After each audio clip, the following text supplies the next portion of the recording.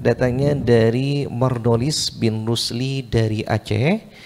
Saat ada sebagian orang yang dibuli hanya karena dia di jalan kebaikan, yaitu jalan taubat, dan orang-orang ingin terus menjerumuskan dia ke dalam kesalahan dengan berbagai cara fitnah atau jebakan dan segala macam cara, menciptakan hal agar menjadi sebuah kesalahan.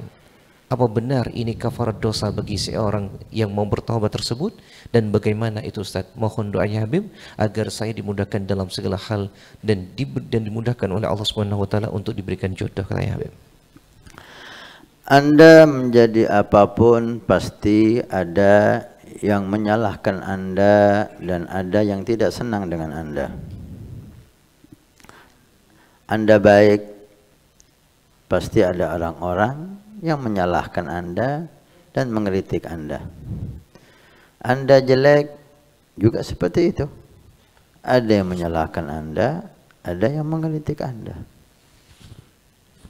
Jika keadaannya seperti ini, maka orang yang berakal, orang yang beriman tidak akan mempedulikan omongannya orang.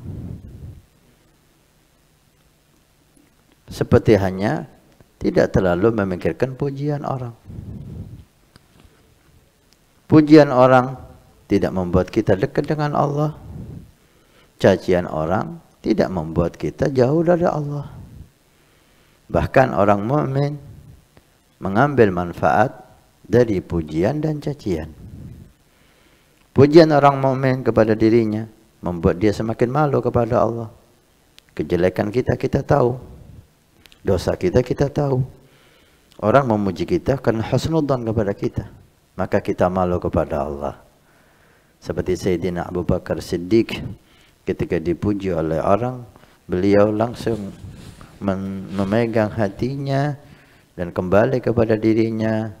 Kemudian tidak sibuk mendengarkan pujian orang, tapi sibuk berdoa dan munajat kepada Allah. Di antaranya, ya Allah, Engkau lebih tahu tentang diriku dari aku sendiri dan dari mereka. Dan aku lebih tahu tentang diriku dari mereka. Maka ampunilah apa yang telah mereka katakan. Jangan kau siksa aku karena kata-kata mereka. Dan ampuni dosa yang mereka tidak tahu. Dan jadikan aku sebaik-baik sangkaan mereka. Begitu indah. Pujian membuat dia semakin tawadhu, semakin takut kepada Allah Subhanahu wa taala. Demikian juga cacian. Ketika orang mencaci kita, pasti dia menyebutkan hal-hal yang jelek yang dia nisbahkan kepada diri kita. Maka kita lihat, kejelekan itu ada pada diri kita apa tidak? Ketika ada pada diri kita, walaupun cara menyampaikannya jelek, maka kita ambil faedah. Masya Allah, ini nasihat. Memang saya ada hal itu, maka kita perbaiki. Cacian itu membuat kita lebih baik. Jika cacian itu tidak ada pada diri kita, maka kita bersyukur kepada Allah dan kita jaga. Jangan sampai hal jelek itu ada datang kepada diri kita. Kita mengambil manfaat lagi dari cacian tadi itu. Al-mu'min dipuji, mengambil manfaat, dicaci, mengambil manfaat.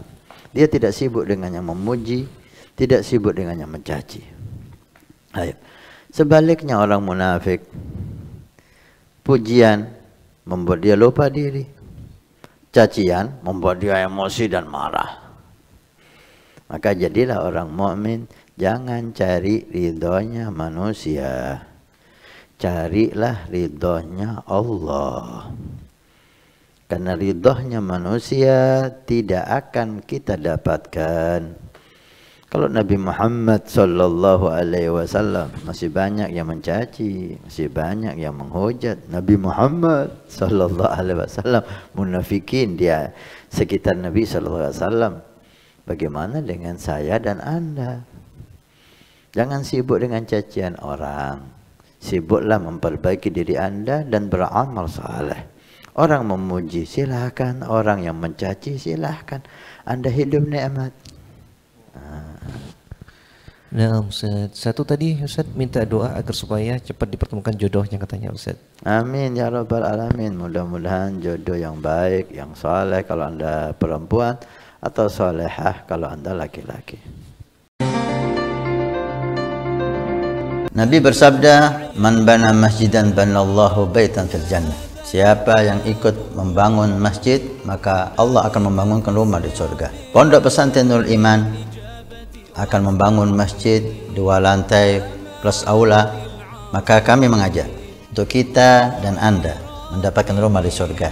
Kami membutuhkan 2.000 orang, per orang 100.000 per bulan selama 1 tahun. Silahkan anda daftarkan diri anda, atau almarhum dari orang tua keluarga anda yang sudah meninggal, atau anda niatkan untuk putra anda supaya menjadi putra yang saleh salehah. InsyaAllah dengan masjid di Pondok Pesantren Nurul Iman yang insyaAllah makmur dengan sholat, qiyamul lail, zikir, majelis taklim, belajar agama Allah. Setiap kalimat, setiap bismillah, setiap ilmu anda dapat pahala, setiap rakaat anda dapat pahala. Hani'an lana wa hani'an lakum kalau kita punya rumah di surga Allah. Mudah-mudahan Allah mencatat kita sebagai hamba yang punya rumah di surga.